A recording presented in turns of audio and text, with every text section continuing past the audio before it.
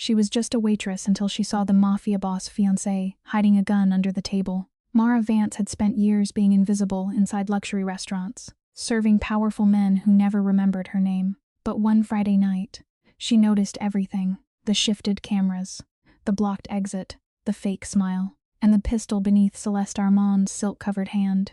One tiny note changed the entire night. "You being hunted.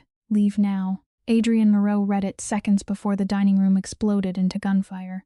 Mara thought she had saved a stranger. She had no idea she had just made herself the most wanted woman in the city. Mara Vance had learned how to disappear while standing in plain sight. Not the magic kind. Nothing pretty. Nothing anyone would clap for. It was the kind of disappearing poor people learned when rent was late, when bosses were cruel, when rich customers snapped their fingers, like the person carrying their water had no name. Mara knew when to lower her eyes. She knew when to smile without meaning it. She knew when to pretend she had not heard a threat, a bribe, a lie, or the sound of a powerful man telling another powerful man that a problem would be handled before dessert at Vesper House. That skill made her good at her job. The restaurant sat in the warehouse district, inside an old brick factory dressed up for people who liked poverty as decoration. Exposed beams, black marble tables, Edison bulbs, low jazz $40 pasta, $200 wine, plate so small that Mara used to joke with the dishwashers that the food needed a second job. People came there to feel important. Politicians, shipping men, lawyers, developers, women with diamond bracelets and empty eyes, men who called themselves self-made while someone else parked their cars, cleaned their bathrooms, carried their plates, washed their glasses, and smiled through their insults. Mara had worked there for 3 years. 3 years of double shifts, 3 years of sore feet, 3 years of listening. She remembered who tipped because they were kind, and who tipped because guilt needed a receipt. She remembered which men drank too fast before lying to their wives. She remembered which women laughed too loudly because they were afraid of what would happen if they stopped. She remembered which regulars liked the corner booths, which ones watched the doors, which ones kept one hand under the table while pretending to read the menu. She remembered faces, hands, watches, rings, perfumes, shoes, the small changes in a room before danger decided to show itself. She had not always been this careful. 5 years earlier, she had been a community college student with second-hand textbooks, a used laptop, and a small, stubborn plan: finish school, get a job with health insurance, move her brother Danny out of their apartment before the mold in the bathroom became part of their lungs, maybe buy him a real bed, maybe buy herself a coat that did not come from a donation bin. Nothing huge, nothing greedy, just a little room to breathe. Then Danny got sick. Leukemia, one word, and life stopped being a plan and became hospital lights, insurance letters, plastic chairs, and a 12-year-old boy asking if dying hurt. Mara dropped out. She worked mornings at a diner, nights at Vesper House, and, for a while, overnight shifts cleaning offices where people like her were never supposed to be seen in daylight. She learned to sleep on buses. She learned which vending machines had the cheapest coffee. She learned how to smile at doctors who said things like financial responsibility, while her brother vomited into a plastic basin. She learned that fear did not always scream. Sometimes fear was quiet. Sometimes it arrived in envelopes with red letters. Sometimes it came as a nurse's soft voice saying, "We need to discuss options." Danny lived. That was the miracle. The bills lived too. That was the cost. So Mara stayed invisible. She kept her head down. She carried plates. She paid what she could. She told Danny Zofia. She told Danny everything was fine until he learned her face well enough to know that fine was a place she hid when she did not want him scared. Danny noticed too much. Maybe because illness had trained him. Maybe because he was her brother. He noticed when she skipped dinner. He noticed when she washed her uniform in the sink, because the laundromat had become a luxury. He noticed when she stood outside the apartment door for 5 seconds before coming in, just to make sure he would not see her cry. He noticed when she touched her collarbone before lying. He would say, "Mar, your hand is doing the thing." And she would say, "What thing?" And he would roll his eyes, thin arms crossed over his chest, and say, "The thing you do when you are about to tell me everything is okay." He was 17 now, taller, healthier, still too aware of mortality for a boy who should have been worrying about bad grades, bad dates, and bad music. On the night everything changed. Mara left their apartment at 4:30 in the afternoon. Danny was at the kitchen table with a laptop Adrienne Moreau would later call ancient, and Marcus Vail would later call a crime against technology. He was trying to write an application essay about resilience. He hated the word. Everybody wants sick kids to write about resilience, he said without looking up. Like I'm supposed to be grateful the universe punched me, and I learned vocabulary. Mara tied her hair back. Write that. Admissions officers don't like sarcasm. Then lie. He glanced at her. Your hand. She looked down. Her fingers were already on her collarbone. She pulled them away. I am not lying. You are about to say dinner is in the fridge. Dinner is in the fridge. That is not dinner. That is noodles and shame. She laughed despite herself. Noodles are dinner when you put an egg on top. We are out of eggs. Then use imagination. Danny leaned back in his chair. One day I am going to make enough money to buy eggs aggressively. Dream big. He smiled. Then the smile so faded. You work until 2 tonight. Maybe 1 if the rich people get tired early. Rich people never get tired. They just move to another room. Mara grabbed her coat. Lock the door. Don't answer for anyone if Mrs. Alvarez knocks. You can help her with groceries, but you do not carry anything heavy. I had cancer 5 years ago. Not yesterday. And yet, he sighed. And yet, fine. Mara opened the door. Danny called after her. Softer now. Hey. She turned.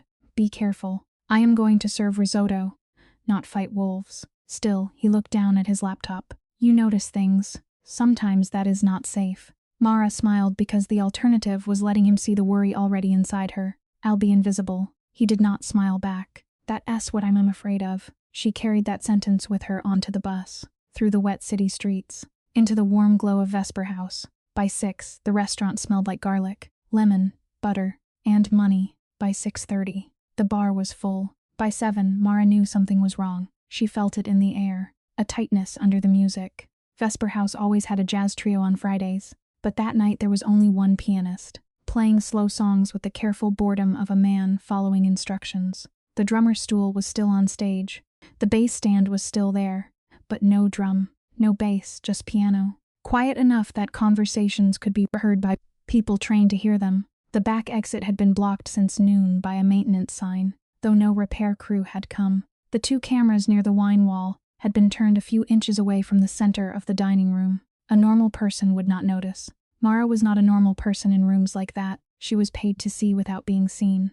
At 7:42, Marco, the senior server, brushed past her with a tray of champagne flutes and whispered, Table 9, Adrian Moreau. Mara's hand tightened around the water pitcher. Everyone in the city knew that name. The newspapers called Adrian Moreau a shipping billionaire and a donor to children's hospitals.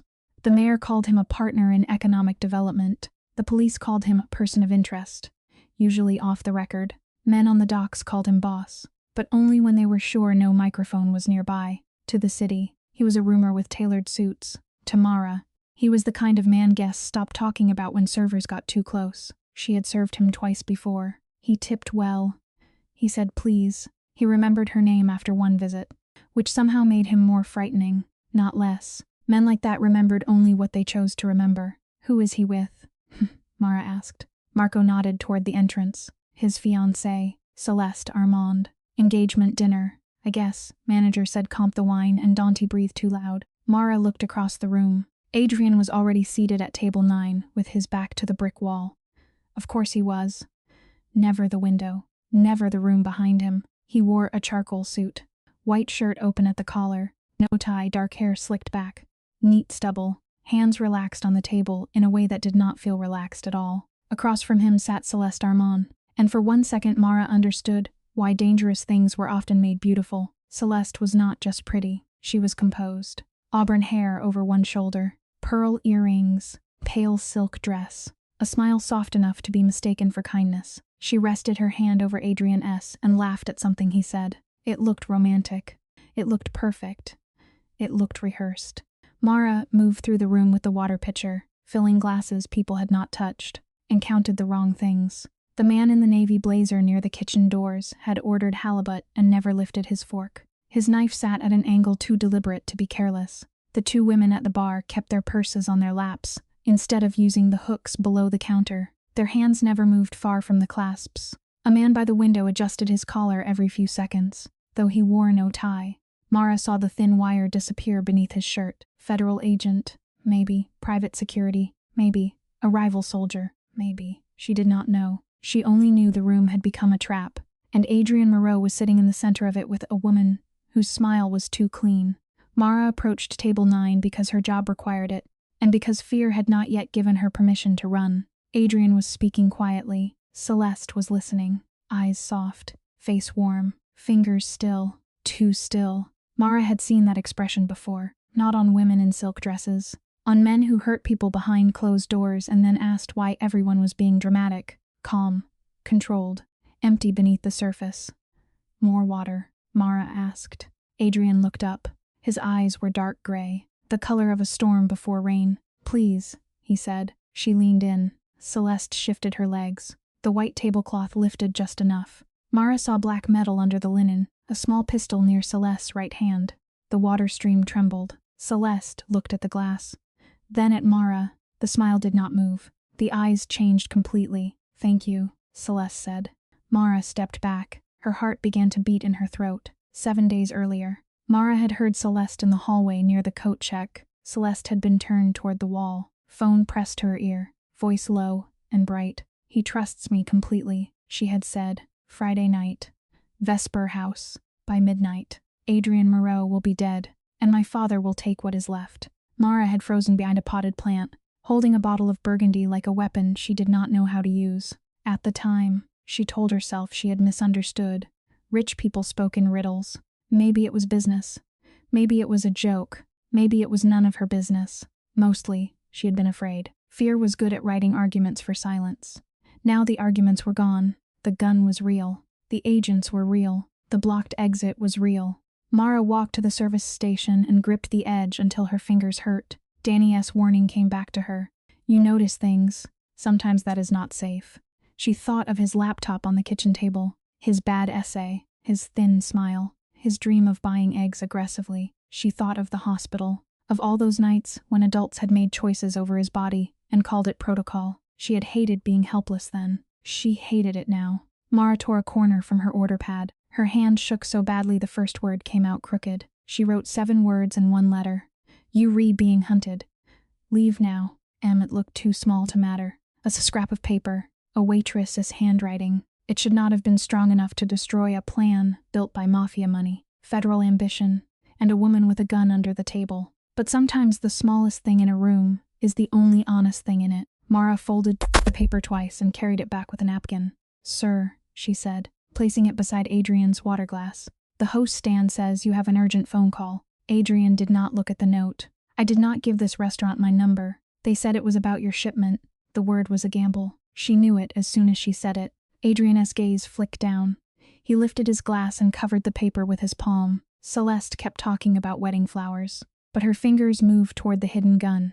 Mara turned away. She made it 3 steps before Adrian said, Celeste, darling, I need to take this call. Celeste's voice sharpened. Now. 2 minutes. Adrian, sit down. That was when the room moved. The man in the navy blazer rose. The women at the bar reached into their purses. The pianist stopped playing. Adrian unfolded the note under the table. Read it once, and his face became so still that the air seemed to change around him. Then someone shouted, Federal agents. Nobody move. Glass exploded. A woman screamed. Celeste brought the gun up, but Adrian caught her wrist before the barrel cleared the table. The pistol dropped and spun across the marble floor. A shot cracked from near the bar. Another answered from the kitchen doors. The dining room became panic.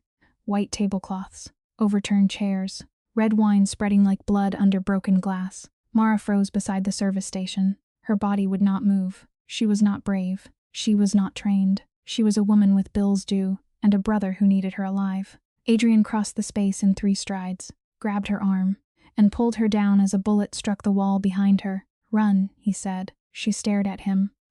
Eyes locked on hers. You warned me in front of 20 witnesses. If you stay, you die. If you run, you may live. Choose fast. That made the choice for her. They crashed through the kitchen doors.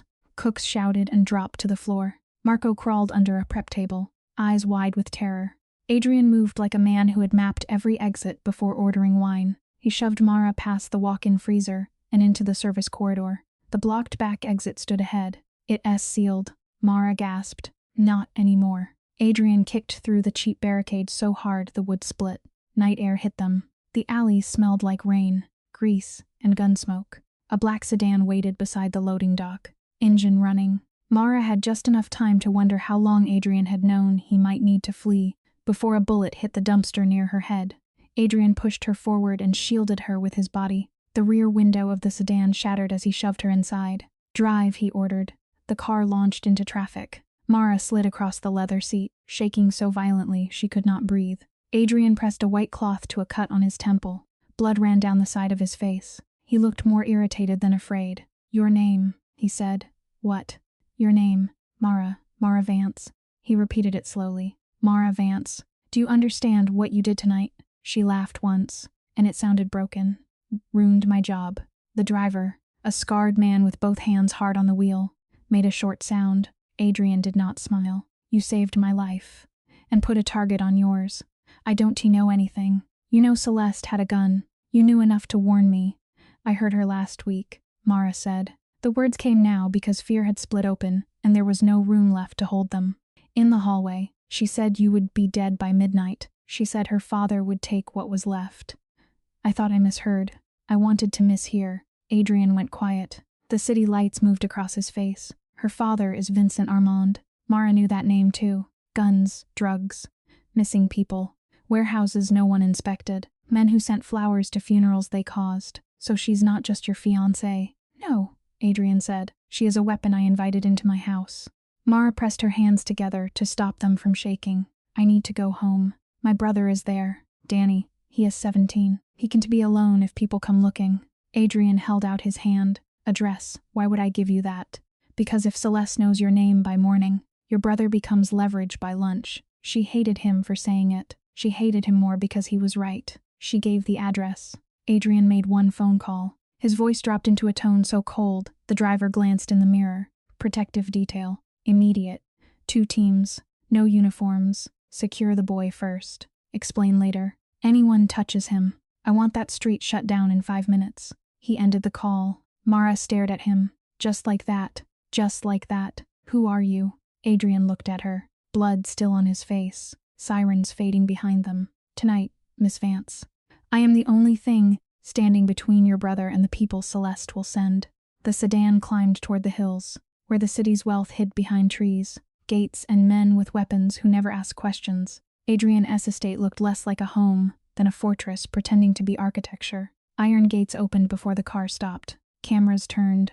Men with rifles stepped out of shadows. Inside, marble floors reflected soft light and silence felt expensive. A gray-haired doctor cleaned Adrian's wound while Mara sat on the edge of a leather sofa, still in her waitress uniform, still smelling of wine and smoke. Her hands would not stop trembling. She asked for a phone before she asked for water. Adrian refused the phone and gave her the truth instead. "Any call from you can expose your brother." Mara wanted to hate him for that. She almost managed it. Then a tablet arrived with a live camera feed from an apartment she did not recognize. Danny sat on a couch, wrapped in an oversized hoodie, holding a game controller he was not using. 2 guards stood near the balcony. He kept looking at the door, then the windows, then the door again. Mara touched the screen so gently it hurt. "Can he hear me?" "Not yet," Adrian said. "But he is safe." "Safe is not the same as okay." Adrian's expression shifted. "Just a little." "No, it is not." She looked at him then. Really looked. He was not as calm as he wanted the world to believe. Blood had dried near his hairline. His jaw was tight. His eyes kept moving to the tablet, the doors, the windows, the television, the exits. A man like him did not fear easily, but he feared losing control. That was its own kind of terror. Adrian returned 20 minutes later, in a clean shirt with his sleeves rolled up. "Danny is secure," he said again. Maybe because he knew she needed to hear it twice. Mara covered her mouth. For one moment, all the fear in her body became water. "Does he know?" "My people told him there was a gas leak at your building. Temporary relocation." He wanted to believe that for long. "Then we use the time it buys." Adrian turned on the television. Vesper House filled the screen. Police tape. Flashing lights. A reporter, speaking with the grave excitement of someone whose ratings had improved. Then Celeste appeared, wrapped in a blanket, hair loosened, face pale. Eyes red, she looked fragile, beautiful, betrayed. "I loved him," Celeste told the cameras. "I thought I knew Adrian Moreau. I did not know he was using me. I did not know his waitress accomplice had been passing him information for months. Mara's staff ID photo appeared on the screen. Her own tired face looked back at her under the words wanted for questioning. Adrian muted the television. Mara stood. No, she can do that. She already has. I saved your life. Yes, and now everyone thinks I am a criminal. Yes, she turned on him. Do you know what this does to a person like me? You have lawyers, money, men with guns. I have Danny. I have rent. I have a used laptop and medical debt. People believe women like Celeste because they look like they belong in clean rooms. They do not believe women like me unless we bleed in public. And even then, they ask what we did to deserve the knife. Adrian did not interrupt. That helped. It made her angrier for a second. Then less, he said. Then we do not ask them to believe you first. We make them doubt her. How? By using what she underestimated. And what is that? Adrian looked at the muted screen. Celeste was still crying, flawless and false. Mara almost laughed. I am a waitress. No, Adrian said. You are the person in the room everyone forgot to fear. The sentence landed somewhere deep. Mara did not feel strong. She felt exhausted, terrified, dirty from smoke. But she thought of Danny waking up in a strange place, trying to be brave, because he thought she needed him brave. She thought of Celeste's gun, Celeste's tears, Celeste stealing the language of victims to hide the work of a predator. Something inside Mara hardened. Not into cruelty, not yet, into refusal. She does not get my brother. Mara said, she does not get my name. And she does not get to use my silence as proof that she won. Adrian watched her for a long moment. Then he nodded once. Good, because by morning, the city will be hunting you. His phone buzzed before he could finish. Marcus Vale, his intelligence man, appeared on the screen from a basement command room. His face was pale. Boss, Marcus said, we just intercepted a message going out from Celeste's side. Adrian's eyes narrowed. To who? Unknown burner. But the text says one thing. Marcus swallowed. The waitress has a brother. Mara felt the room vanish beneath her feet. Adrian's voice became ice. Move Danny again. Now. Marcus shook his head. Already in progress. Then the screen flickered. A new file opened by itself. A photo filled the television. Danny sitting on a couch in the safe apartment, unaware he was being watched. Under the phone, Sophia. One line appeared. Protection is only a door. I enjoy opening doors. Mara stopped breathing. Adrian looked at the photo. Then at the men waiting outside the room. Lock down my house, he said softly, and find the person who opened that door. But by the time the gates sealed, Mara understood the worst part. Celeste had not just found Danny. She had found the fear Mara would trade anything to stop. Mara did not sleep. She sat in Adrian's guest room, larger than her entire apartment, with a laptop open in front of her and a cup of coffee gone cold beside her hand. By sunrise, she had written 20 pages. Everything I know about Celeste Armand. She wrote the phone call, near the coat check, the gun under the table, the shifted cameras, the blocked exit, the navy blazer man, the women at the bar. The way Celeste's laugh sounded the same every time. Same rhythm, same pause, same tilt of the head, as if she had practiced affection in a mirror until it looked natural. Mara wrote down what people had worn, where they stood, which hands they used, how often they checked the exits, what they drank, what they did not drink, and how their eyes moved when the first shout cut through the room. It was not proof yet, not the kind a court would accept, not the kind news anchors respected, but it was memory, pattern, instinct. It was the record of a woman people had paid not to notice them.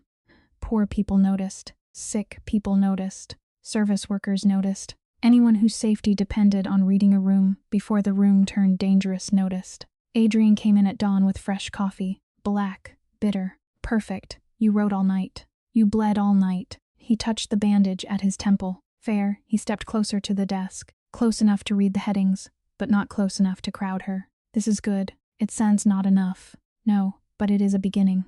I need to see Danny. Adrian's face changed. Not annoyance. Calculation. Mara Danti. She looked up. Danny spent years in hospital rooms where adults whispered outside doors and lied to his face. He knows when something is wrong. If I vanish behind armed men in a gas leak story, he will imagine something worse than the truth. The truth may break him. Lies don't protect people from fear. They just leave them alone with it. Adrian was silent. Then he took out his phone. Garage meet. Financial district. 3 p.m. Full sweep. Multiple exits. 2 decoy vehicles. Move the boy now. He ended the call before whoever was on the other end could argue. Mara stared at him. You just decide and the whole city moves. Not the whole city. Enough of it. He did not deny that. Downstairs. He took her into the basement war room. Concrete walls. Reinforced doors. Screens covering one side like a wall of restless eyes. Marcus Vale sat at the centrals with a headset around his neck. 3 keyboards. And the expression of a man who slept in 20-minute installments. He looked up at Mara. Mourning, fugitive. Is that supposed to comfort me?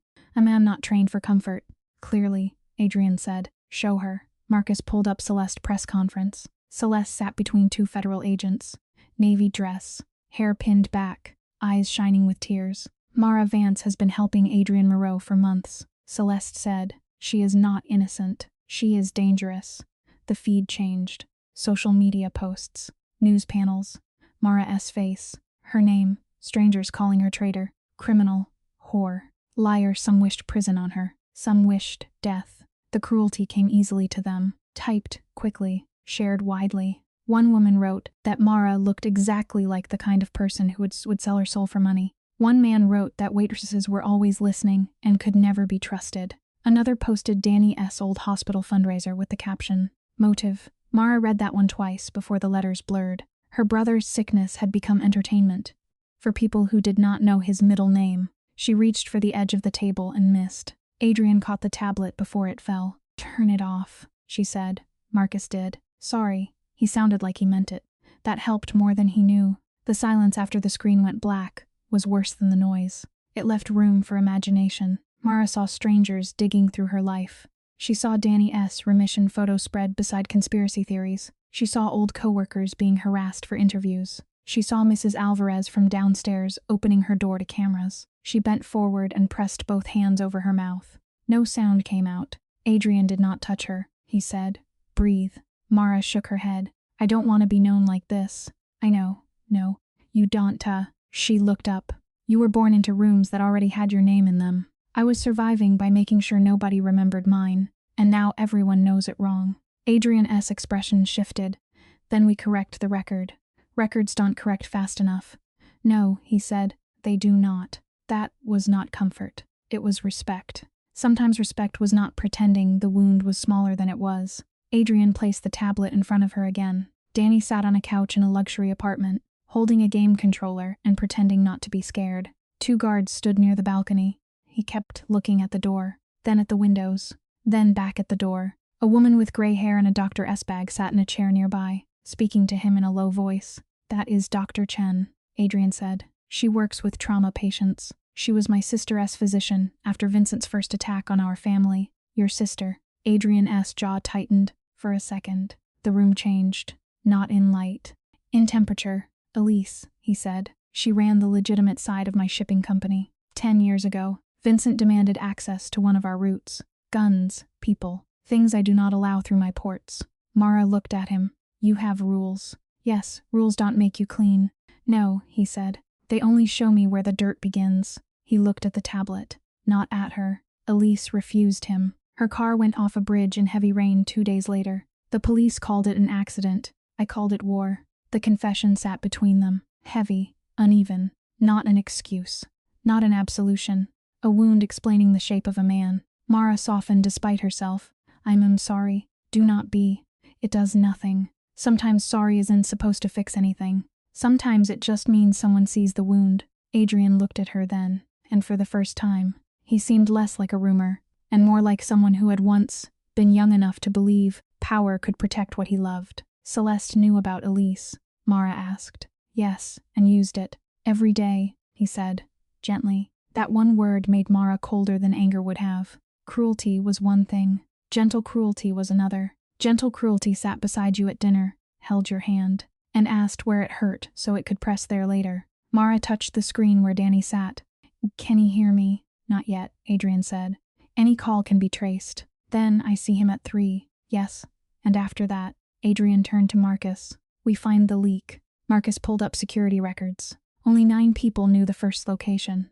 Only 5 knew the garage plan. One of them sent an encrypted packet at 2:12 a.m. through a masked relay. Name, Keller. Adrian's expression went blank. Mara did not know Keller. but she felt the room react. Even Marcus stopped typing for half a second. "Bring him down," Adrian said. The words were quiet. That was what made them terrifying. 20 minutes later, 12 members of Adrian's security team stood in the underground garage. Keller stood among them, a square-jawed man with cropped hair and a wedding ring he kept twisting with his thumb. Mara watched from beside Danius' live feed, arms folded tight. Adrian walked the line without raising his voice. "My house failed a child last night," he said. "That is not a security problem. That is a moral one." No one moved. He stopped in front of Keller. "Your daughter had surgery last year." Keller's face twitched. "Yes, boss. I paid for it. Yes, boss. Your wife's brother owes money to a lender connected to Vincent Armand." Keller swallowed. "I didn't know Adrian struck him once. Not wildly. Not with loss of control." A clean, brutal backhand that dropped Keller to one knee. Mara flinched despite herself. Adrian crouched in front of him. "Celeste paid his debt. In exchange, you sent her Danny Vance's location." Keller stared at the floor. No denial. Adrian's men shifted. Mara expected blood. She expected the Mafia boss to prove what kind of world he came from. Instead, Adrian stood and said, "Take him upstairs. Rebecca Torres will receive his recorded confession in 1 hour. If he tells the truth, his family keeps legal protection. If he lies, every account tied to Celeste goes to Park by dinner." Keller looked up. Stunned. "You're not going to kill me?" Adrian's voice was ice. "No. I want Celeste to learn I no longer solve every problem the way she expects." Mara looked at him differently then. Power had frightened her. Accountability steadied her.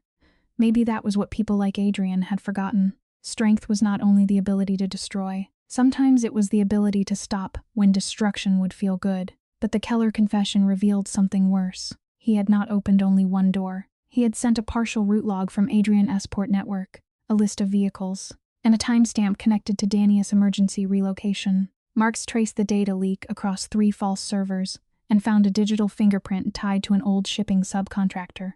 The subcontractor was not active anymore. It had been shut down 8 years earlier, after a warehouse fire killed 2 night workers. Adrian stared at the name on the screen. That company belonged to Vincent. Marcus nodded. "It also still has access ghosts in 2 port systems. Not enough to move cargo. Enough to watch traffic. How long? Maybe years." Adrian went very quiet. "He has been inside my ports for years. At the edges. Hiding in dead permissions. If Celeste woke those access points last night, she may see more than Keller gave her." Adrian turned away, his jaw tight. Mara saw humiliation flicker under the anger. For a man who controlled exits before sitting down, the idea that Vincent had been watching him through forgotten systems was more than a tactical failure. It was a wound. "Shut down the ports," Adrian said. Marcus froze. All of them. Every route. Every gate. Every crane. Every customs broker tied to me. 10 minutes. Marcus stared. "Adrian, that will cost millions. Then I will spend millions. The city will notice." "Good." He lifted his phone and made 6 calls in less than 4 minutes. Mara listened as the city-hidden machinery obeyed him. Gates closed. Trucks stopped. Crane operators were told to step away. Dock supervisors cursed, then went silent when they heard his name. A refrigerated shipment was rerouted under federal witness protection priority. 2 customs inspectors suddenly remembered urgent maintenance checks. The harbor froze around Adrian's anger. But it was not blind rage. It was precision. He did not shoot anyone. He did not threaten families. He used the weight of his empire to find a ghost. And in the 9th minute, Marcus found it. A dormant server in a port warehouse Vincent's men had been using to watch Adrian's movements. On that server was a file labeled M. Vance. Inside were Mara's work schedule, Danny's old hospital bills, her apartment lease, Mrs. Alvarez's name, her diner shifts, her old college ID, and a photograph of the bus stop she used on Sunday mornings. Mara stared at the file until the room blurred. Adrian stood behind her and said nothing. That was better than sorry. Sorry would have been too small. Marcus opened a second folder. Celeste active. Inside was a countdown timer set for the next day at noon. No destination. No message. Just time running out. Rebecca Torres arrived at the estate after dark. Former FBI. Late 40s. Short dark hair streaked with gray.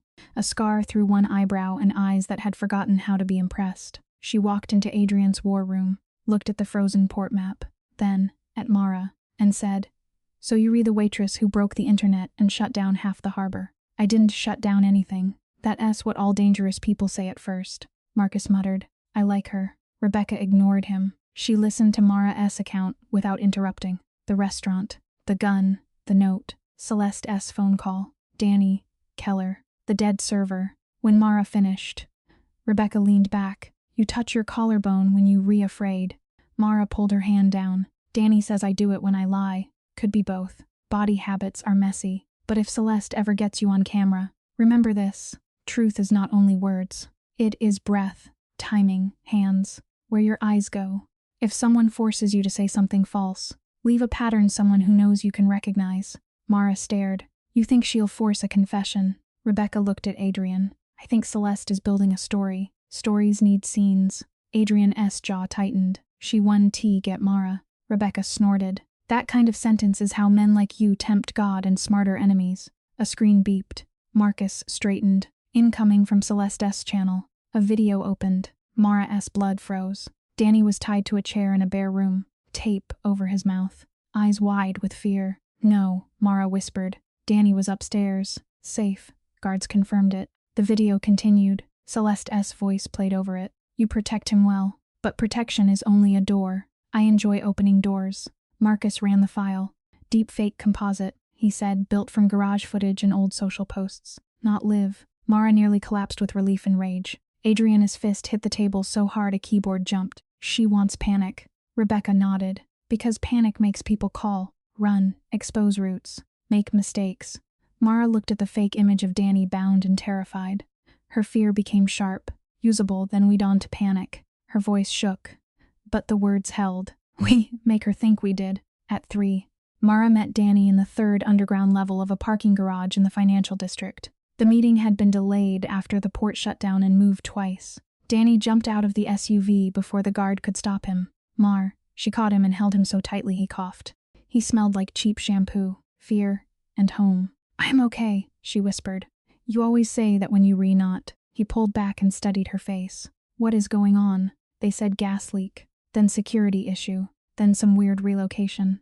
Now I am in a garage with men who look like they eat bullets for protein. Mara almost smiled. That was almost funny. It wasn't a joke. He looked at her hand as it drifted toward her collarbone. His face changed. You re-lying. She lowered her hand. Too late. I'm protecting you.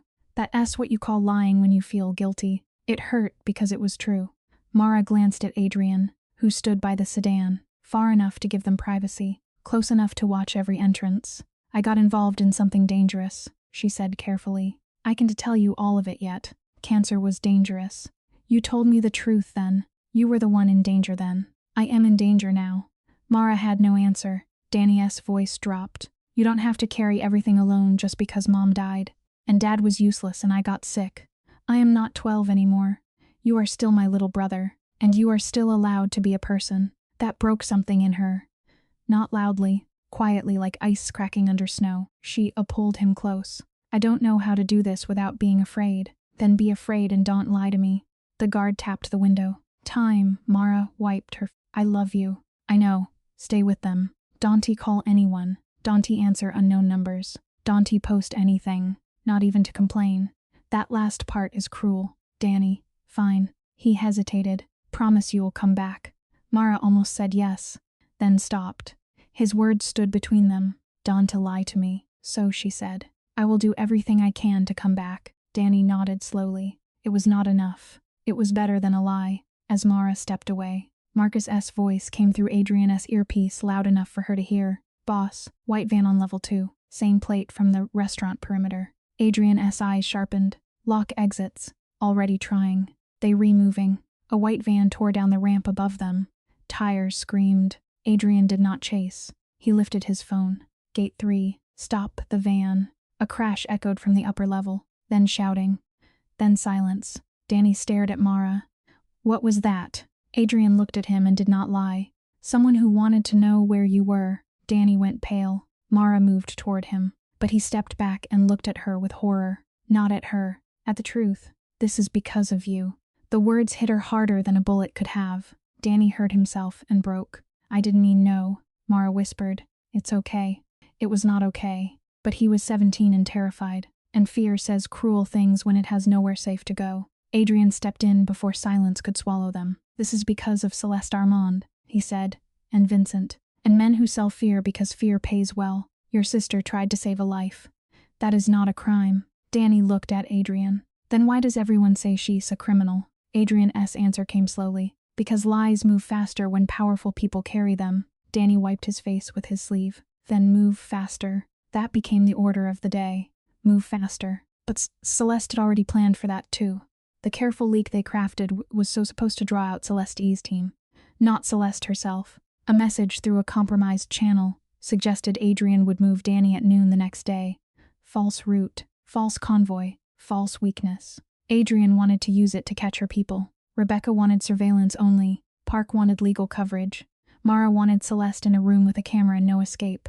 The plan they settled on was careful. Too careful, maybe. That was why Celeste broke it. The next day, while Adrian and his teams intercepted the decoy convoy, Celeste came through the wall of the building beside Mara's temporary safe office.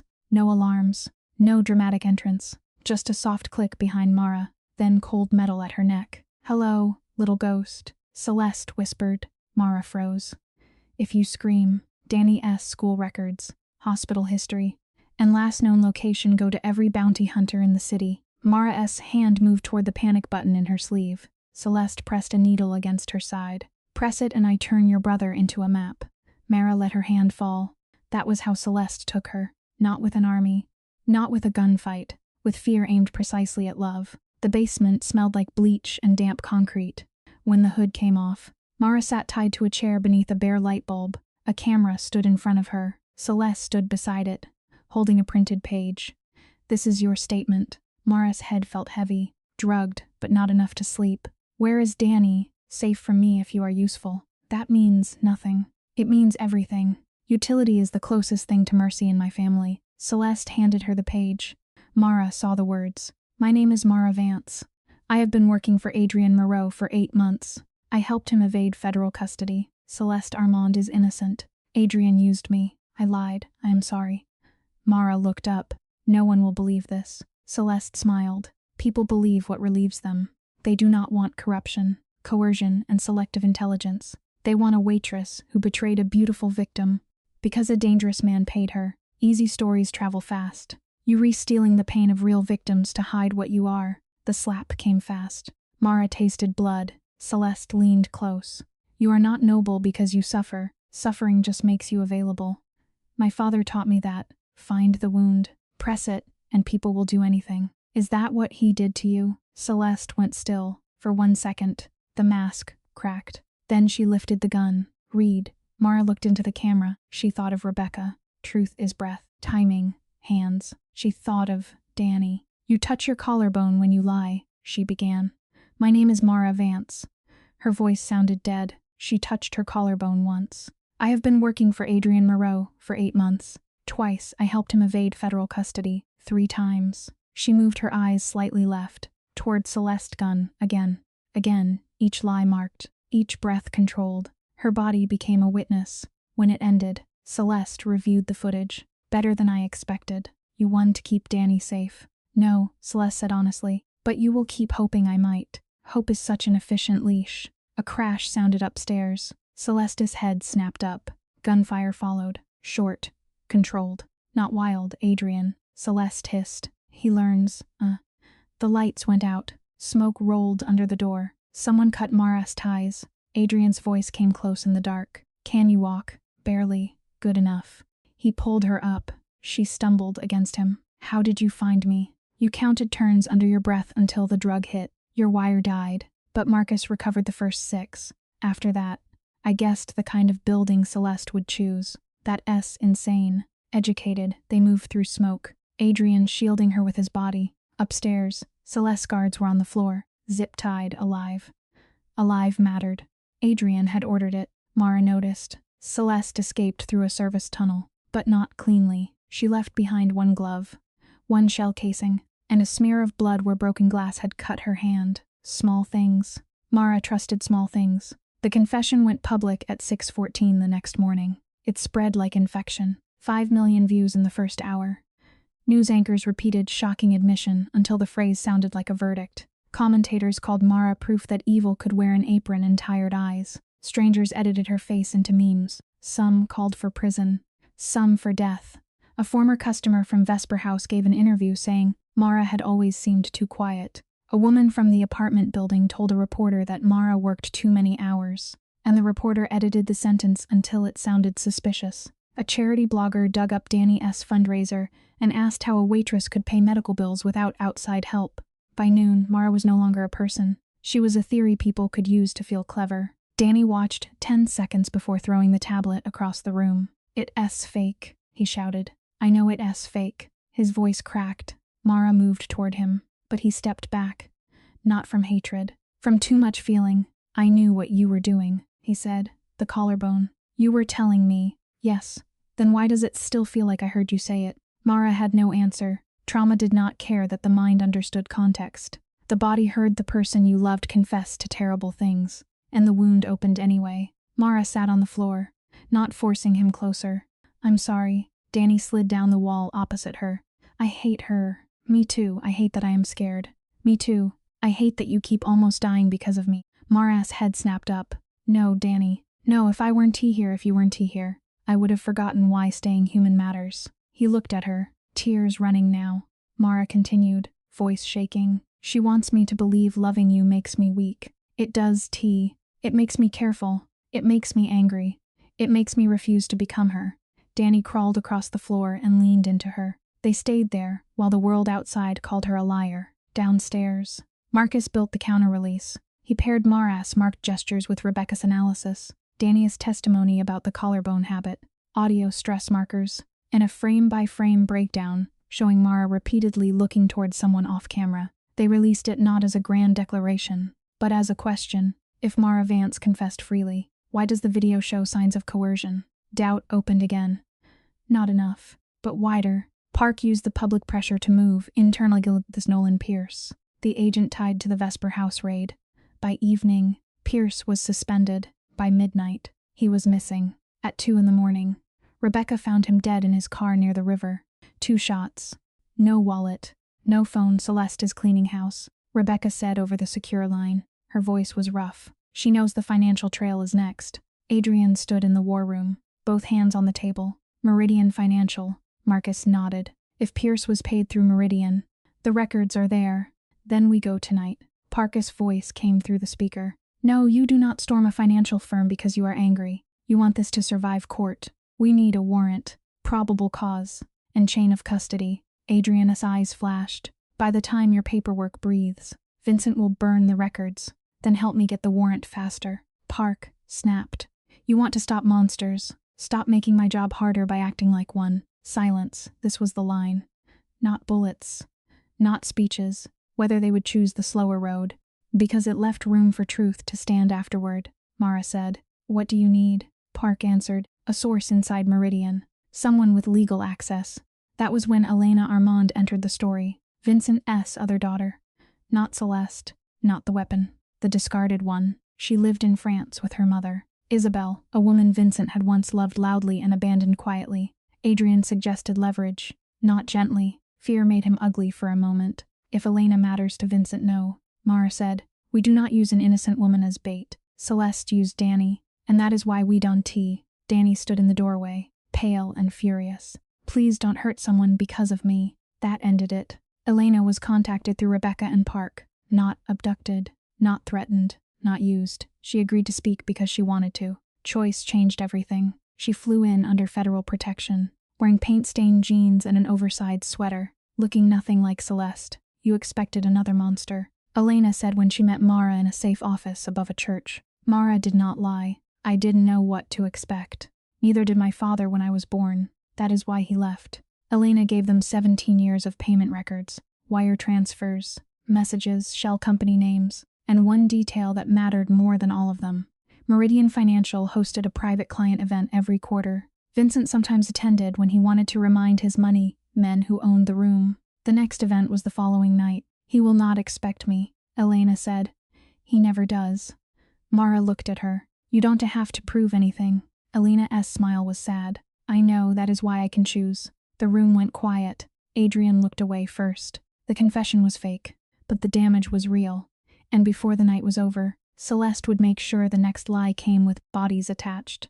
The Meridian financial event took place on the 20th floor of a glass tower downtown.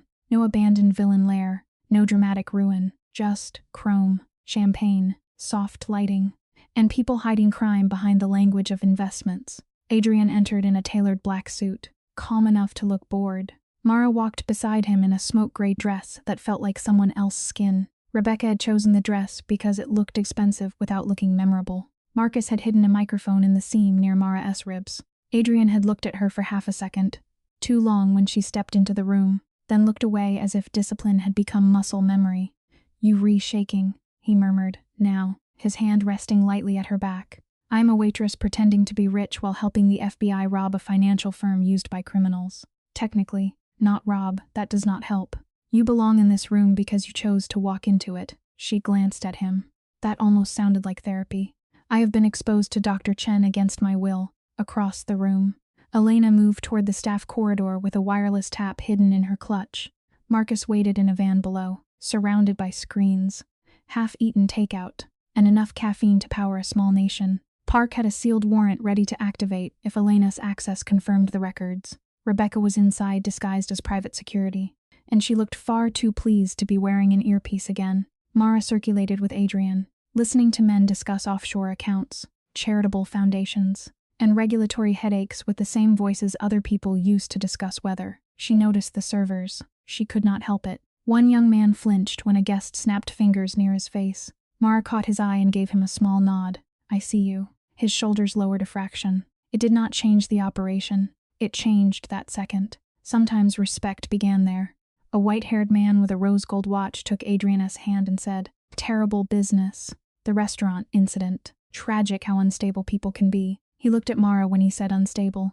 Adriana's grip tightened around the man's hand just enough to make the man's smile collapse. "Careful," Adrian said softly. "I dislike hearing cowards mistake cruelty for conversation." The man went pale. Mara should not have enjoyed it. She did anyway. Then she saw Vincent Armand. He stood near the windows with a glass of sparkling water, older than his photographs but unmistakable, silver at the temples, sharp features, cold eyes, a smile that made warmth look like strategy. Adrian went still. "He never appears in public." "Then he knew we were coming," Mara whispered. Vincent lifted his glass toward them. A greeting, a warning. Marcus spoke through the earpiece. Security just doubled at the stairwells, elevators locking to private mode. "This is a trap," Adrian said. "Elena, abort." Elena did not move. She stood across the room, staring at Vincent as if seeing the shape of an old wound. Mara understood too late. Elena had come prepared to help. She had not come prepared to be ignored again by the father who made her feel like an accident. She walked toward him. "Elena," Mara whispered. Too late. Vincent turned. His polite smile faltered. "My daughter." The room quieted. The way rooms always quiet when power shifts and no one yet knows why. Elena's voice shook. "You remember I exist. This is not the place. No place ever was." Vincent's face hardened. "Do not embarrass yourself." Elena laughed once. "That is what bothers you. Embarrassment. Not the bodies. Not the children you trained like weapons. Not the women you discarded. Just embarrassment." Guests stared. Phones lifted. Vincent's hand moved toward his jacket. Adrian drew his weapon but did not fire. Rebecca moved from the side. Park's team began entry. A guard near the bar pulled first.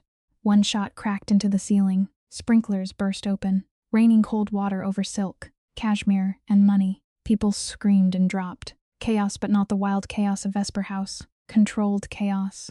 Professionals moving. Guests crawling. Security shouting. Celeste appeared beyond the glass doors to the balcony, watching. She was not surprised. She was furious. Not because Vincent was in danger, because Vincent was looking at Elena. Mara saw Celeste speak into her phone. Marcus shouted. Remote wipe triggered. She's burning the servers. The plan was dying. Mara looked across the room and saw the young server crouched beside a rolling cart near a utility door. Behind that door, if Marcus' map was right, sat the secondary network cabinet. Celeste had planned for hackers. She had planned for Adrian. She had planned for Park. She had not planned for a waitress who understood service corridors. Mara ran. Adrian shouted her name. She ignored him. She slid behind the server station and grabbed the young man's arm gently. "I need that door. You need to get out." "I don't have a key." "Who does?" He pointed to the banquet captain under a table. Mara crossed low, grabbed the key ring with a quick apology, and reached the utility door. Inside, red lights blinked on a locked cabinet. "Marcus," she said, "talk me through it. You are not qualified to touch anything in there." "Then speak slowly." He did. Blue fiber, secondary drive, manual release. Mara's hands moved because work was work. Listen, observe, do the next necessary thing. The wipe reached 81% before she found the release. 94% when she pulled the drive. 97% when she yanked the cable. Marcus screamed about. The lights died. "Did I break it?" she asked. Marcus laughed like a man on the edge of a heart attack. "You saved it." She stepped back into the event room soaked from the sprinklers, dress torn, drive in hand. Adrian reached her as Vincent disappeared into a private elevator under guard.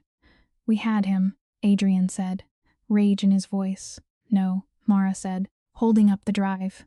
"Now we have what he fears." Across the room, Celeste saw the drive. Her expression changed. Mara had seen her perform fear before. This was real. Celeste lifted her phone and took a photo of Mara holding the evidence. Then she smiled, as if already writing the next lie. By sunrise, the headlines accused Adrian and Mara of staging a violent attack at Meridian. 7 guests had been injured in the panic. 1 guard had died from a gunshot fired by Vincent's own man. But Celeste's team pushed the story that Adrian's people had caused the chaos. Celeste appeared on television by 8. She cried beautifully. Again. She spoke softly about surviving another attempt by Adrian Moreau to silence her. She said Mara had looked directly at her while carrying stolen data. She said she feared for other women who had been lured into criminal devotion by powerful men. The words were poison because they borrowed the shape of truth. Real women had been lured. Real women had been silenced. Real victims had been called liars. Celeste used their pain like perfume. But this time, the story did not settle. The drive had gone to Park. Pierce's accounts were confirmed. Meridian S files tied Vincent shell companies to federal leaks, bribed port inspectors, missing witnesses, and payments to Celeste under operational aliases. The world did not flip from lie to truth all at once. It never does. But the ground under Celeste began to crack. Mara spent that afternoon in a safe bedroom with the curtains closed. Reading transcripts Rebecca should not have let her read. A blogger had found Danny S. school. Someone had posted a picture of their old apartment door. Mrs. Alvarez had told reporters to go to hell in 2 languages and 1 hand gesture, which made Mara laugh for the first time in 2 days, and then cry because kindness hurt too. Danny sat beside her on the floor, back against the bed. They did not talk for a while. The silence between them was no longer empty. It had survived too much to be simple. "When you were sick," Mara said finally, "I used to imagine the worst thing was losing you." Danny looked at her. "It wasn't tea." "It was. But I did not know there were smaller losses that could still hollow a person out. Privacy, sleep, your name, the feeling that the world is not watching your pain for entertainment." Danny picked at a loose thread in his sleeve. "I am sorry I said it was because of you. You were scared. That does too make it okay." "No, but it makes it human." He swallowed. "I don't want to become someone who says cruel things just because I am scared." Mara leaned her head against the bed. "Then notice it. Apologize. Try again. That S most of being decent. That sounds disappointing." "It is," he laughed softly. Then his face turned serious. "Are you going to kill her?" Mara did not answer fast enough. Danny saw it. "Mar, I know what I've going to become if this keeps going. Then decide before she decides for you." It was such a Danny sentence. Too young to say it, too true to ignore. That afternoon, Mara received one final message. No greeting.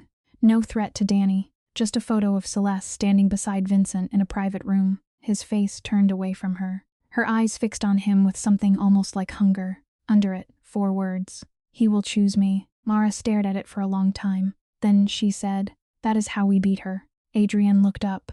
By using Vincent. No, by making her understand he already used her. Danny, sitting nearby with a blanket around his shoulders, whispered, "That sounds cruel." Mara turned to him. "It is."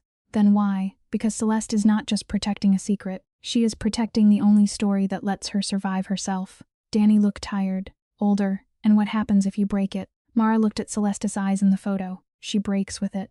The final trap was built with evidence. Ego and a stage Celeste could not resist. Pier 41 belonged to one of Adrian's legitimate shipping companies, now under federal observation because Adrian had agreed, after a long argument with Park and a longer silence with himself, to cooperate, not perform innocence. not pretend he had never crossed lines. Cooperate. Mara watched him sign the first proffer agreement, in a room with bad coffee and fluorescent lights. He looked smaller there, not weak, human. You know this may send you to prison, she said. Adrian did not look up from the papers. Yes, you could fight longer. I have fought for 10 years. Some of it mattered. Some of it became excuse. He signed his name. Elise believed responsibility meant standing where consequences could find you. I built walls instead. Mara watched the ink dry. I don't know if that makes you good. It does not. He handed the pen back. It makes me late. That mattered more than a clean redemption speech. Mara did not need Adrian to become innocent. She needed him to become accountable. There was a difference, and by then, everyone in the room felt it. Parka's team prepared the pier with cameras, warrants, body armor, and enough legal structure that the truth would not collapse the moment a defense lawyer touched it. Rebecca coordinated from the ground. Marcus controlled drones, traffic cameras, and audio capture from a van that smelled like coffee and stress. Danny was supposed to stay at a safe location with Dr. Chen. He argued for 20 minutes. Lost, then secretly hacked into the audio feed because Mara had raised him too well and not well enough. Elena chose to stand with Rebecca, not as bait, not as leverage, but as a witness. My father spent my life teaching me absence, she told Mara. Tonight I want him to hear my voice. The message to Celeste was simple. Mara recorded it herself. No makeup, no tears, no performance. Celeste, she said to the camera, I have the Meridian Drive. Park has the chain of custody. Pierce is dead, but his money still speaks. Your father's accounts speak. Your voice on the forced confession speaks. You told me hope was a leash. You were wrong. Shame is the leash. You are still wearing yours. Meet me at Pier 41 at midnight. Bring Vincent if you want him to watch you fix your mistake. Come with shooters, and the full drive goes public. Stay away. And it goes public anyway. You taught me timing matters. Tonight, I choose the timing. She sent it through the channel. Celeste monitored. The reply came 12 minutes later. You are still nothing. Adrian read it over Mara's shoulder. She will come. Mara nodded. I know. You are afraid. Yes. Good. She looked at him. He said, Fear is information. We use it. We do not kneel to it. That's sounded like something she had taught him without knowing it. At 11:58, the river moved black beneath the pier. The city skyline glowed behind them. Sodium lights buzzed overhead. Cargo containers stood in rows like silent witnesses. Mara waited in the open, wearing a wire under her shirt. Adrian stood 10 feet behind her, visible but not leading. That was important. Celeste expected him in front. She expected Mara protected, hidden, controlled. Mara wanted Celeste to face the person she had dismissed. Headlights appeared at the gate. 3 black cars rolled in. So much for a loan. Marcus said in Mara's ear. Park answered. Hold. Weapons visible. Recording active. The cars stopped. Celeste stepped out first in a black coat. Auburn hair smooth. Face composed. Vincent emerged from the second car. He looked angry in a quiet, poisonous way. Not afraid. Not yet. 6 armed men spread behind them. Rebecca's voice murmured over comms. All units. Hold positions until threat escalates. Celeste walked forward, heels clicking on wet concrete. You look tired. Mara, you look scared. Celeste smiled. Poor thing. Still mistaking imagination for insight. Mara did not take the bait. I know about Pierce, Meridian, the accounts, the false raid, the confession. You know pieces. Pieces make patterns. You should have remembered. I'm good at those. Vincent laughed softly. This is the waitress. He looked at Adrian. You let service staff speak for you now. Adrian's voice was calm. She has seen more truth in one dining room than most men see in a lifetime. Vincent's smile thinned. That is why you lost your empire. Sentiment. Mara turned to Vincent. No. He lost part of it because men like you taught men like him that power without accountability was strength. It is tea. It is just fear with better clothes. Vincent's eyes hardened. Careful. Girl, that word does not work on me anymore. Celeste stepped closer. Enough. Give me the drive. No, then your brother is listening, Mara said. Celeste paused. Mara tapped her earpiece. Danny knows every threat, every lie, every time you used him to control me. You do not own the dark anymore. Celeste's face flickered. Not fear, irritation. Vincent looked at her. Just once. That was all it took. You used the brother repeatedly, he asked. Not because he cared about Danny. Because he heard sloppiness. Celeste turned toward him. It worked. Exposed boot motive. I controlled her. You failed to control the evidence. The words landed harder than any slap. Celeste went pale. Mara saw the child beneath the weapon, the daughter begging to remain useful. I can fix it, Celeste said, to Vincent, not to anyone else. I brought her here. She brought you here, Vincent said. Celeste's mask cracked. A tiny fracture at first, then wider. I did everything you asked. Vincent's voice was flat. You wanted applause. That is different. The pier seemed to hold its breath. Elena stepped into the light beside Rebecca. He does that, Elena said. Her voice shook, but she did not retreat. Makes you think love is a promotion you have not earned yet. Vincent turned. Elena, go home. She smiled sadly. That was always your answer, wasn't it? Leave. Be quiet. Then play with me. Stay invisible. Mara watched Celeste stare at Elena. Not like a sister, but like a rival. Vincent had looked at Elena. That was enough to wound her. She is nothing, Celeste said. So was I, Mara answered. That was your first mistake. Celeste's hand moved. Mara saw the wrist before the gun cleared the coat. Weapon, she said into the wire. Already moving. Celeste did not aim at Mara. She aimed at Elena. Because pain was a language she understood, and Elena had become the nearest sentence. Mara slammed into Elena as the shot cracked. The bullet shattered a light behind them. Adrian fired once, hitting Celeste in the shoulder. Not killing her, stopping her. Vincent's men raised weapons. Park's team moved in from both sides. Federal agents. Drop your weapons. This time, the words did not create chaos. They created a net. 2 of Vincent's men fired and were taken down by return fire. One dropped his gun. Another ran and was tackled near the gate. For half a second, Mara thought they had won. Then Marcus screamed into the comms. Van at the west gate. Second team. They re-knot with Vincent's group. Headlights burst from behind the containers. A dark van tore into the pier, doors sliding open before it stopped. 3 armed men jumped out, not aiming at agents. Not at Adrian. Not at Park. At Mara, Celeste had prepared a second ending. If the father failed, erase the waitress. Gunfire cracked. Mara hit the ground behind a container as bullets struck metal above her head. Adrian ran toward her. Vincent used the distraction to slam his shoulder into the agent holding him and break toward the riverside. Celeste, bleeding, laughed from the ground. You still think I came to be caught, she shouted. I came to make sure she died on camera. One of the new shooters circled the container. Mara looked around for a weapon and found none. Only a loose metal hook from a cargo strap. Her breathing went shallow. She heard Danny in her ear.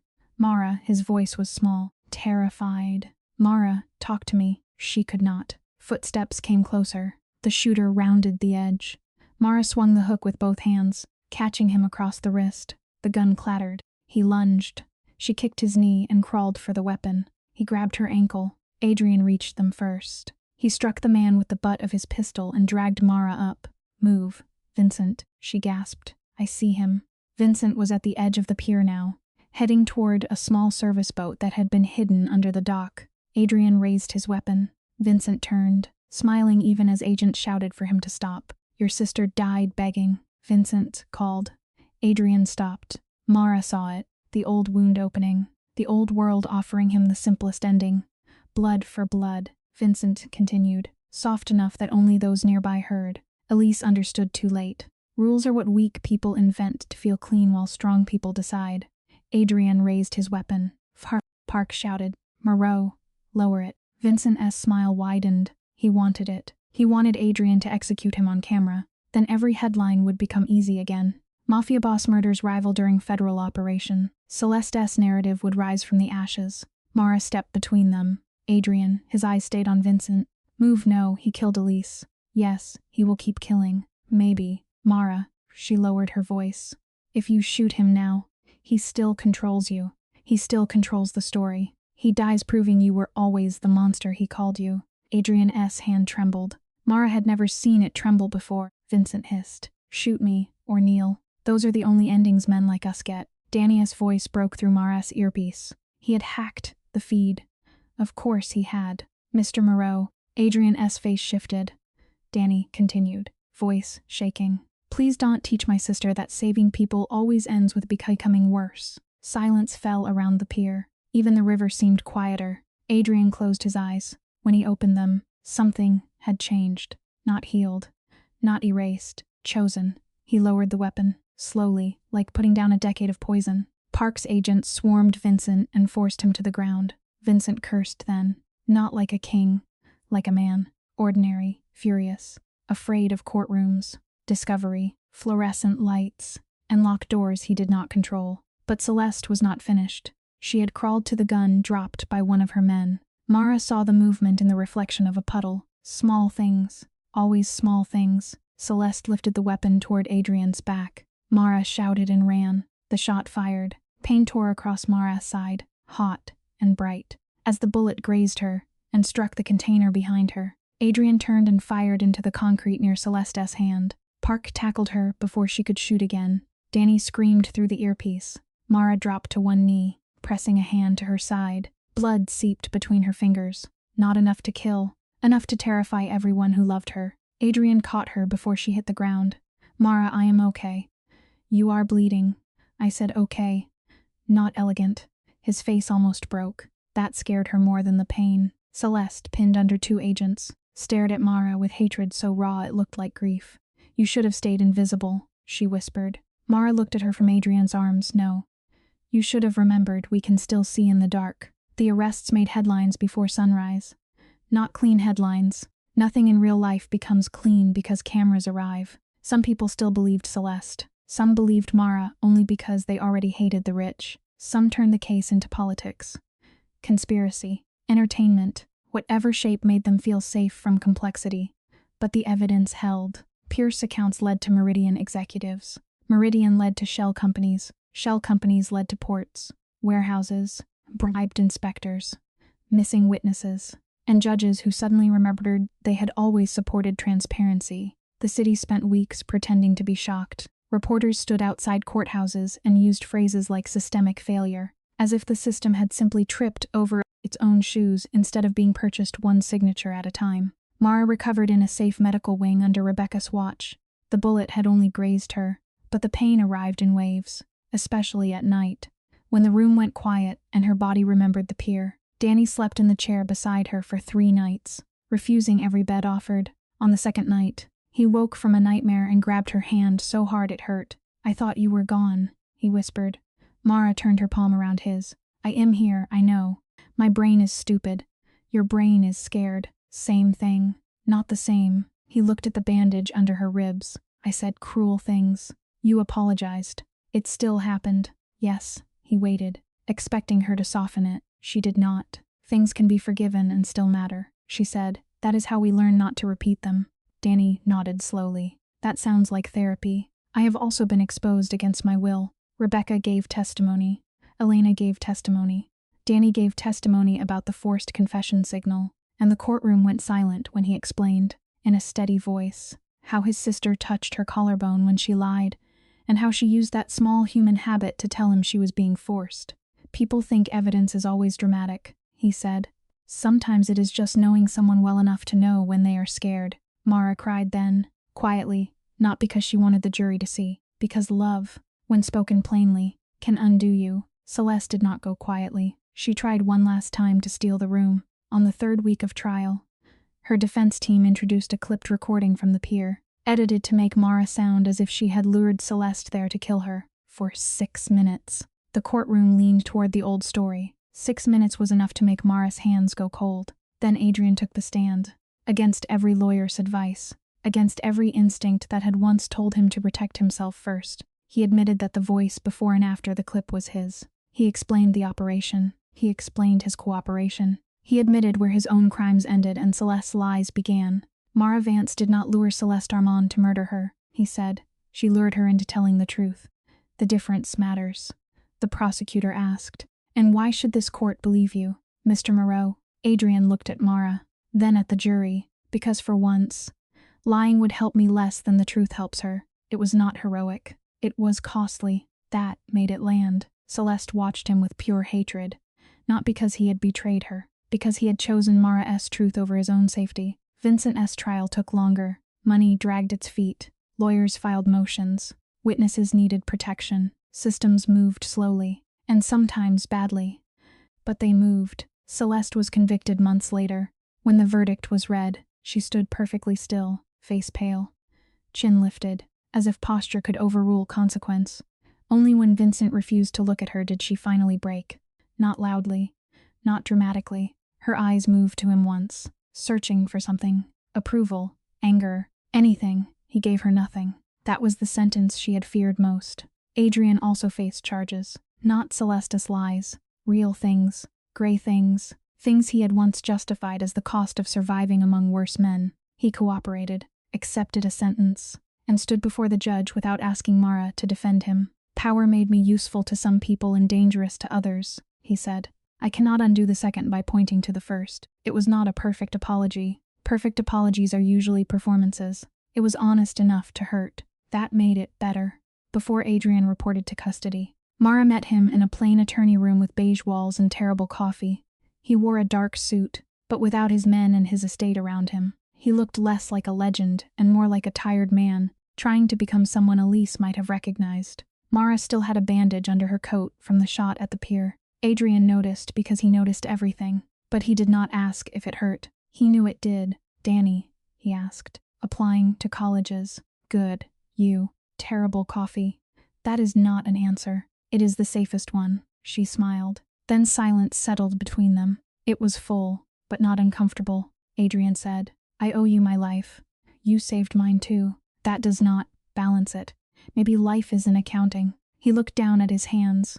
I spent years thinking protection meant control. You taught me it can also mean restraint.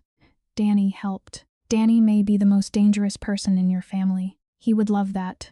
Adrian's almost smile appeared, softer now. When I get out, I do not know what remains. Mara stood. Then build something that does not need shadows to stand. He nodded. And you, Mara thought of Vesper House. Celeste. Danny on the garage floor telling her to live differently. The hospital. The comments. The courtroom. The waiter at Meridian, who flinched when a rich man snapped his fingers. I'm going to help people who work in rooms where powerful people think no one is listening. That sounds like war. No, Mara said. It sounds like prevention. 6 months later, she returned to Vesper House. The restaurant had new owners.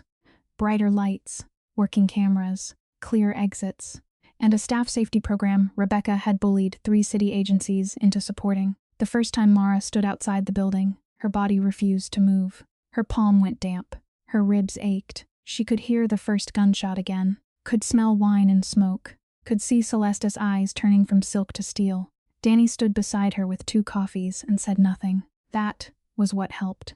Not comfort. Not pressure, just presence. After a while, Mara took the coffee and said, I hate that places remember. Danny looked at the old brick wall. Maybe they remember, so we don't have to carry all of it alone. When did you become wise? Cancer. Trauma. Internet access. She laughed. Then she walked inside. The staff waited before opening shift. Some were young, some older, all tired in a way she recognized. She did not give them a speech about bravery. She knew better. I used to think staying invisible kept me safe, she said. Sometimes it did. I will not insult you by pretending survival habits are weakness. If you have ever smiled at someone who disappointed you because you needed the job, I understand. If you have ever seen something wrong and stayed quiet because you were scared, I understand that too. A dishwasher near the back looked up. Mara continued. But your eyes matter. Your memory matters. If a room feels wrong, write it down. Tell someone safe. Use the systems we are building. And if the systems fail you, that is not proof you are powerless. It is proof the systems need to be forced to improve. She paused. The truth does not belong only to people at the expensive tables. No one clapped. That would have ruined it. But people listened. Real listening has weight. Afterward, the young waiter from Meridian found her near the bar. He had left that firm's catering team, and now worked at Vesper House under the new owners. You nodded at me that night, he said, at Meridian, before everything happened. Mara remembered. You looked scared. I was, he swallowed. I thought people like you didn't notice people like me once you got close to power. Mara looked around the dining room. Table 9 was empty, clean, waiting for ordinary people to sit there and make ordinary memories. I was people like you before anyone knew my name, she said. I still am. Years did not heal everything. They changed the shape of pain. Danny went to college and studied cybersecurity because Marcus had accidentally become his role model, which worried Mara deeply. Dr. Chen opened a trauma clinic funded partly by seized Armand assets, but refused to name any room after a donor. Pain does not need branding, she said. Rebecca built a whistleblower network for service workers, drivers, nurses, cleaners, and hotel staff. It began small. A rented office with bad heating, a phone line, a website Danny built and redesigned 3 times because he said the first version looked like a dentist's hostage note. The calls came slowly at first. A hotel maid who saw a councilman meeting a man he later denied knowing. A driver who heard a developer brag about bribing inspectors. A nurse who saw a security guard delete hallway footage after a patient was threatened. Not every story became a case. Not every truth could be proven. That was the hardest lesson. Mara had to learn that helping did not always mean winning. Sometimes it meant documenting. Sometimes it meant getting someone a lawyer. Sometimes it meant saying, "I believe you," and then doing the unglamorous work that belief required. Elena returned to France with her either and sent postcards from museums. Each one had the same line on the back, "Still choosing." Mara kept them in a drawer with Danny's remission certificate, her court statement, and the original copy of the safety training outline. Not trophies, reminders, proof that terrible things could become something other than terrible. If people did the slow work afterward, on the 5th anniversary of the night at Vesper House, Mara stood outside the restaurant in the rain.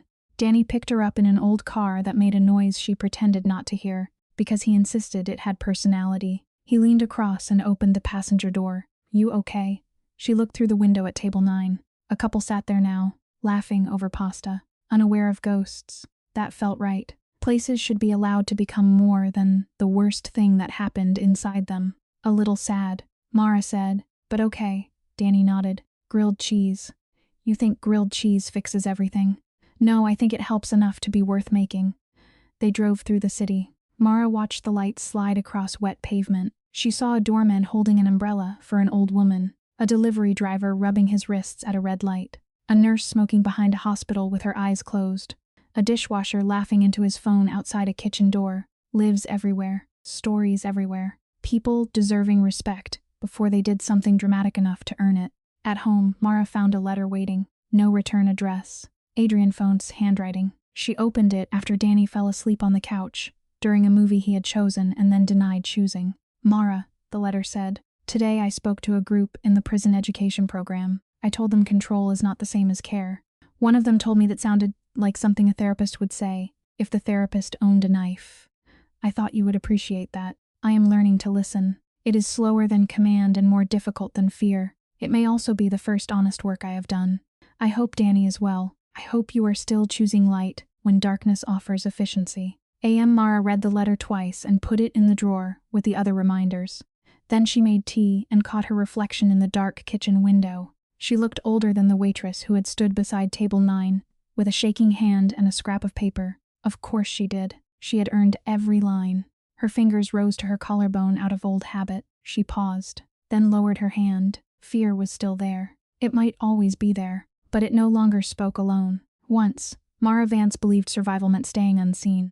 Then she learned that invisibility could sharpen the eyes, but it could also shrink the soul if a person stayed hidden too long. She had stepped into the light and found it painful, unfair, blinding, and necessary. She had been called a liar, a criminal, a victim, a hero, a fool. None of those names held all of her. She was a sister, a witness, a worker, a survivor, a woman who made mistakes and refused to let them become her whole story. Somewhere in the city, powerful people still whispered over expensive meals. Somewhere, workers still cut seat plates and heard more than they were supposed to hear. Somewhere, someone invisible was noticing the first detail of a danger no one else wanted to see. Mara's work was not to make them fearless. It was to help them know they mattered before the world forced them to prove it. Because truth had never belonged only to the powerful. It had always lived quietly in the eyes of those they forgot to notice.